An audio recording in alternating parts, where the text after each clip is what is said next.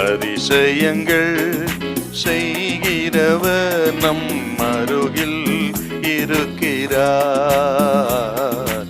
அற்புதங்கள் செய்கிறவர் என்றும் நமக்குள் வசிக்கிறார்.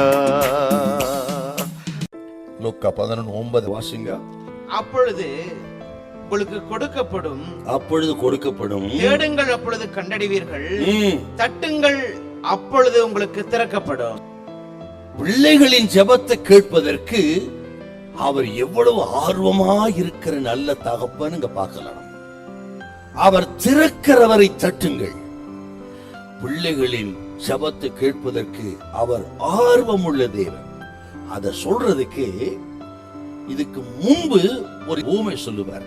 என்னன்னா, ஒருவன் தன் சிநேகிதனிடத்தில் ராத்திரியிலே பாதி ராத்திரியில போய், இப்போதான் வழிப்பிரயாணமா என் சிநேகிதன் ஒருவன் வந்தான், அவனுக்கு கொடுப்பதற்கு என்னிடத்தில் ஒன்றும் இல்லை, எனக்கு 3 அப்பங்களை தாருன்னு கேட்கிறான்.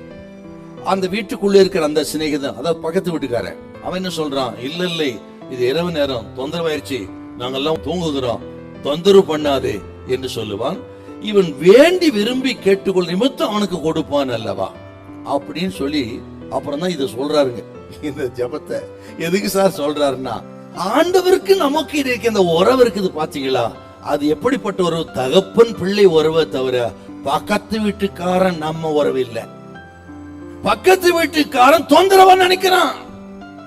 தொந்தரவு செய்யாதே சார் கர்த்தர் சொல்றாருங்க. பக்கத்து வீட்டுக்காரனை போல அப்பா, பக்கத்து வீட்டுக்காரன் தொந்தரவா நினைப்பான். ஆனால் நம்ம ஆண்டவர் அப்படி இல்ல, தொந்தரவா இல்ல. இரவும் பகலும் தூங்காமலும் உறங்காமலும் இருந்தும் ஜெபத்தை கேட்கிறவர். இதோ இஸ்ரவேலை காக்கிற, உறங்குவதும் இல்லை தூங்குவதும் இல்லை. ராத்திரியும் பகலும் உனக்காக தூங்காமலும் உறங்காமலும் இருந்து உன் ஜெபத்தை கேட்கிறவர். ஜெபத்தை தொந்தரவா நினைக்க மாட்டார் ஐயா. அவர் பக்கத்து வீட்டுக்காரர் அல்ல, உன்னுடைய நல்ல தகப்பன். இந்த உறவோடு தட்டுங்கள்.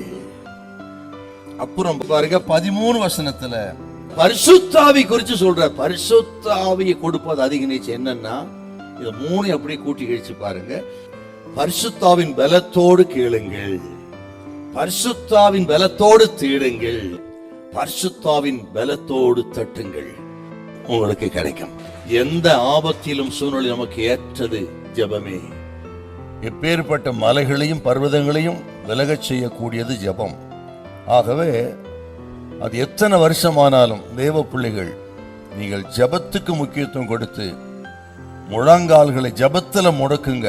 பெரிய ஜெபமோ சிறிய ஜெபமோ, ஜெபத்தை நம்பி நீங்க ஊக்கமா ஜெபிங்க. அதன் வல்லமையை நிச்சயமாய் நீங்கள் காண்பீர்கள். ஹல்லேலூயா, ஹல்லேலூயா.